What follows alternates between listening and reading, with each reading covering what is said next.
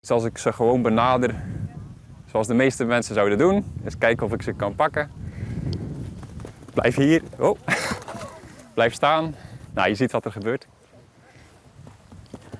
Hoppa. Bij een cursus kregen belangstellenden meer te jaren over het houden van deze bijzondere ponies.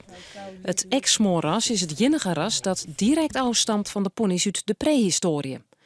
Hoe de hele wereld zijn er nog maar 2000 te vinden. Alleen nog op de heide bij Orde bekeert wie een oerskot. Het Frieske geer wie van doel om de beesten naar de slag te brengen. Maar het is voor Kaam toch de oprichting van de stichting. Deze die kwamen op mijn weg, omdat ik eigenlijk al bezig was met wilde paarden en mijn interesse daarvoor. En ook omdat ik deze dieren zo onschuldig en puur vind, omdat ze in het wild zijn geboren en opgegroeid, dat ik de gedachte niet kon verdragen dat zij naar de slacht zouden worden afgevoerd. Dit is eigenlijk wat we willen, dat ze mij aankijken. Alleen wil ik dan steeds dichterbij zien te komen. Dus ik zal nu even gewoon proberen kijken wat ze doen.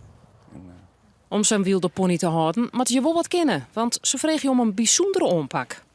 Als ze een mens zien, dan waarschijnlijk zijn ze al een paar keer behandeld. Ze hebben bijvoorbeeld allemaal een chip gekregen.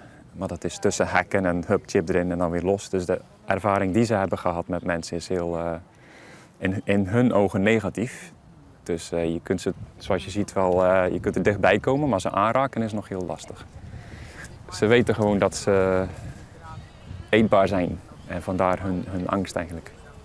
Wil je nou zeldzaam prehistorische pony hebben, dan moet je wel om wat eerst kunnen voldwaan. De pony kan bijgelijks net binnen doorstaan en het gaat om een adoptieovereenkomst. Verkeerpje zit er dus ook net in.